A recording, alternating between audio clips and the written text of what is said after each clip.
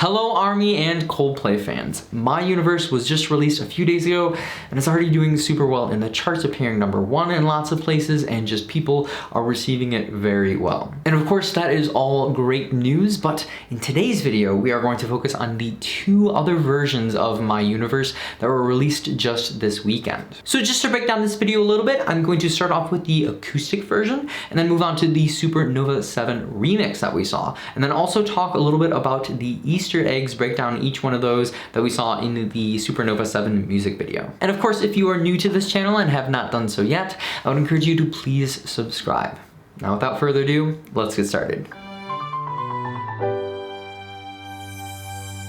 Alright, so starting with the acoustic version of My Universe, I'm going to basically just run down the song and kind of tell you my thoughts as I was listening to it, everything that's different, everything that's kind of noteworthy within the song. First off, of course, it features an acoustic guitar and starts off with these beautiful chords that it strums really nice and slowly, where you can almost hear each individual note. And the tone of the song pretty much stays soft the entire song, and it kind of only really picks up at the very beginning when it turns into that strummy pattern that really reminds me of the Green Day song Good Riddance. Now, something that I definitely wanted to point out about this guitar part that I thought was just so beautiful and intentional was the ornamentations that you hear in the guitar. In between each chord, you hear these soft melodies, these transition sections that make it a little bit more than just, you know, chords playing on a guitar. It's much more a piece, it's its own voice, and I just thought that was just so beautiful. Another important thing that I wanted to mention about this version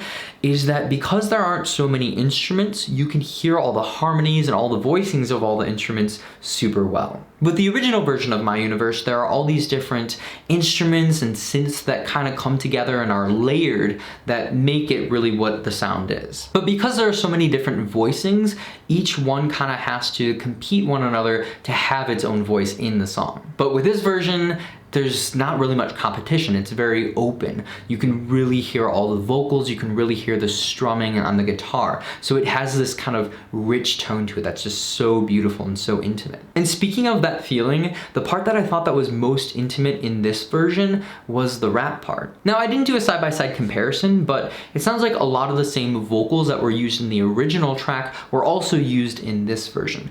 But when it gets to this rap part, it almost seems like it was re-recorded, like it's a different version of it. And they all could be re-recordings of it, but for some reason this part seems, like I said, more intimate, more soft, and kind of connected, that I just thought was beautiful in its own way. Yeah, the original version is very beautiful, but this just took on a completely different light when I heard it in the acoustic version. Now, as much as I thought that that part was so perfect, the part to me that was the best part of the song was the last 40 seconds. For the majority of the song, all we've heard so far is acoustic guitar and singing. But when we get to the last 40 seconds, it introduces a piano. Now, when I first listened to the song and got to this part, it really reminded me of when I first heard Charlie Brown, the Coldplay song. It has a very similar thing. It has, you know, the majority of the song is just these same instruments, but at the very end, it has this beautiful piano piece. And Charlie Brown is a lot more simple, it just has this one voice going, but at the end of this song, it's just this such a beautiful kind of meditative piano part. And personally for me, when I was listening to this song, I was not in a good place. I kind of was just dealing with a lot of things and I just, you know, needed an escape. And this part really was an escape for me. It was a very meditative moment where I could just relax. So I just really appreciated this ending a lot, and it was just such a nice cherry on top. You know, the whole song, the whole acoustic version was so beautiful, and it's like, you know what? We're gonna add something a little extra. Here's a beautiful piano piece, and I just love that so much. And that is pretty much all my thoughts on the acoustic version, but of course I would like to know what you thought of the song, so definitely leave a comment below letting me know what you thought. And now to talk about the Supernova 7 remix. So one thing that I just wanted to note real quick is that if you look in the description of the song, it says remix by Guy Berryman, which makes a lot of sense because the song features a heavy bass tone. And speaking of that bass tone, that melody that it has for the majority of the song just is so good.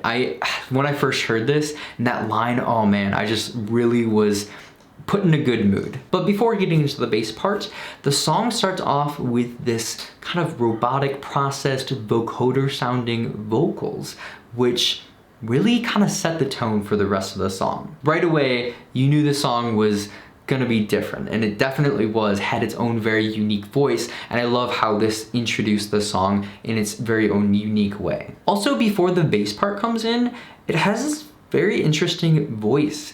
I kind of hear this theremin sound, and it isn't used primarily in this song, maybe just kind of as a little filler noise, but it was interesting to hear that before getting into the real meat of the song. I just thought that was a very unique sound to include. And then of course the bass line comes in and sets up this just really groovy kind of fun feel for the song. Now, something that I really like about this version that differs from the original is that in the original it had the chorus, verse, and then chorus. It went right from the verse into the chorus.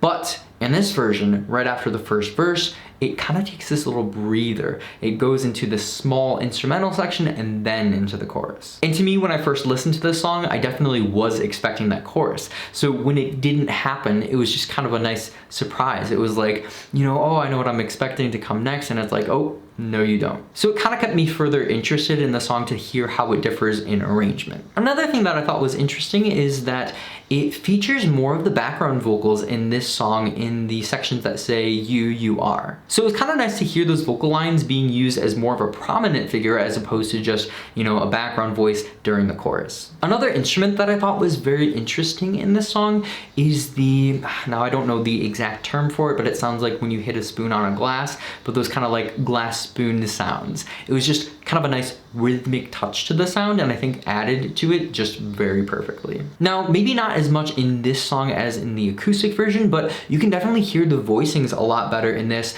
as opposed to the original. Especially with the vocals, you can just, I don't know, they just stand out a lot more, and I think that's kind of attributed to the fact that there aren't a lot of instruments. It's primarily voicing and that bass line. And the last thing that really stood out to me was the synth melody that is introduced at the very end of the song. I'm personally just a huge fan of having something like that at the very end of the song. It's just a nice treat, a nice thank you to all the listeners who have listened to the entire song. It's like, hey, you made it through. Here's a little something extra to say thank you. And this melody is just a really nice send off to the song. It's not boring, it's not just too crazy or anything like that. It's a beautiful touch to an already beautiful song. So I personally, again, loved the ending of the song so much, just like the acoustic version. So overall, this song was very groovy. It featured a nice bass melody to it.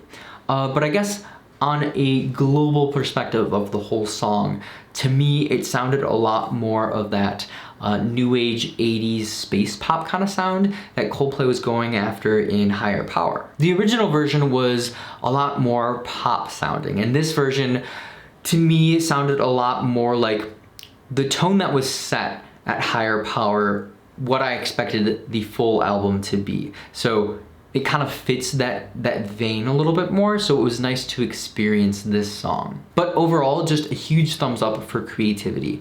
It wasn't like it was the same song with just some small details that were changed.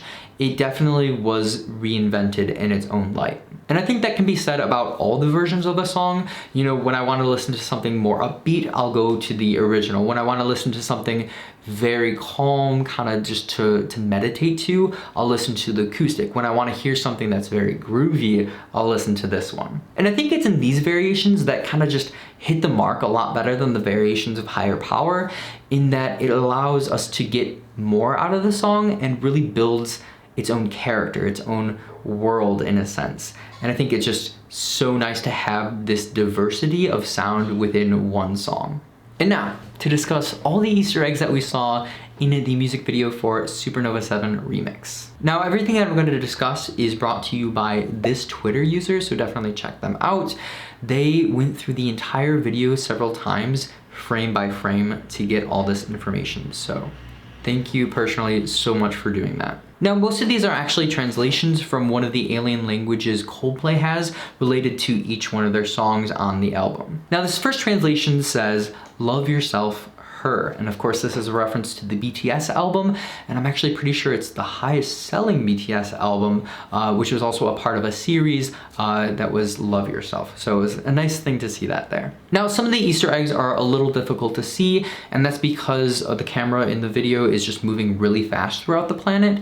But in this one, it kind of looks like the Supernova 7 remix poster announcing the single. So it's kind of cool to see that in this video too. And in this next one, it appears to be promotions for the Neon Moons.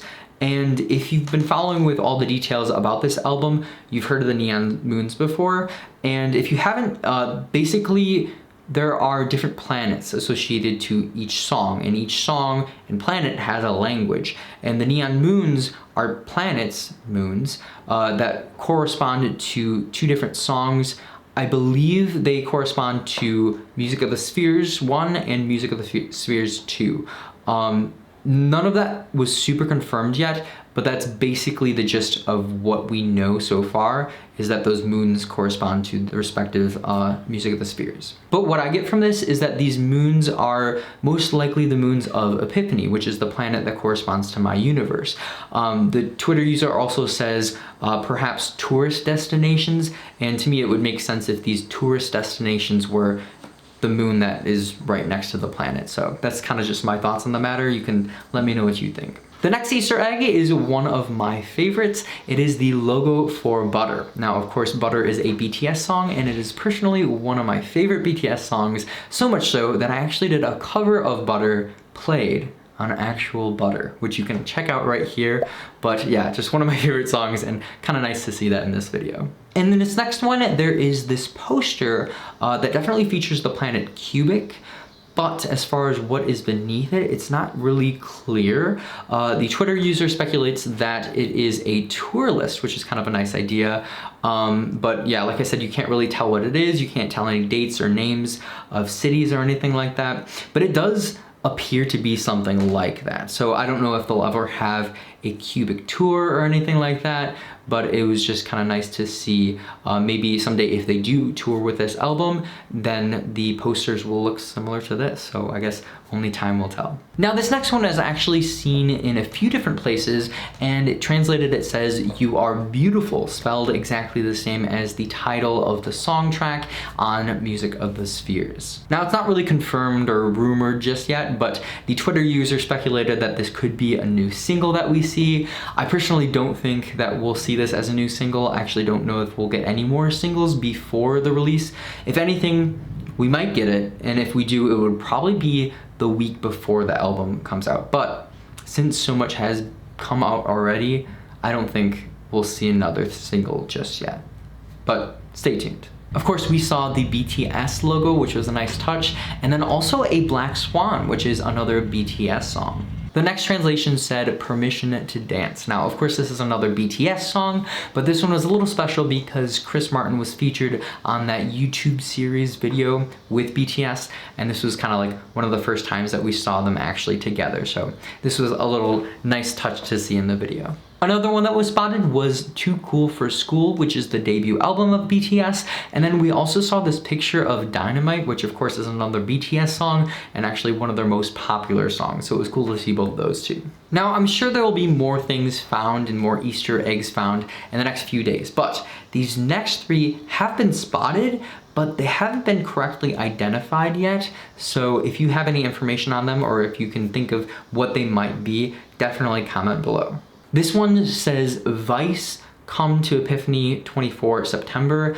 I think out of all these three, I think this one's kind of maybe just the announcement showing that it came out on September 24th, but the Vice isn't very clearly read, and it could be something else. Even the Twitter user definitely says, yeah, I'm not sure exactly what it says, but this is what I think. So if you think it says something else, if you think it says something more meaningful, definitely let us know. And the next two more ominous ones say She Love 5 and what appears to be 0M1, both of which so far we don't know really much about. So if you have any ideas, let me know. I really can't even begin to think of what they might be. Perhaps they might be relevant to another song, another album, but who knows? If you have any ideas, you know what to do. And now, as a little treat for you for sticking around for most of the video, I'm gonna actually rank all the songs. Now, this is all just my personal feelings of them, and it's gonna be very difficult because I actually haven't thought about this ahead of time. But if I were to rank them, number 3 would probably be the acoustic version. Number 2, the original, and number 1, Supernova 7 remix.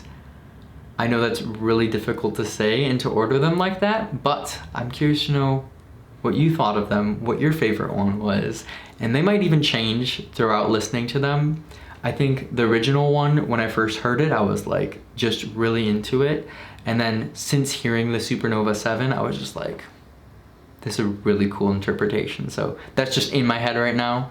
Like I said, it'll probably change, but anywho, that's pretty much all I got. I'm gonna do a lot more videos regarding this song and of course everything going on with Coldplay in the next few weeks leading up to the album. I can't believe it's so soon. But of course, if you like this video, if you're interested in more content like this, definitely subscribe. Definitely like this video. Helps me out a ton. That's all I got so far. Thank you so much for watching, and I'll see you in the next video.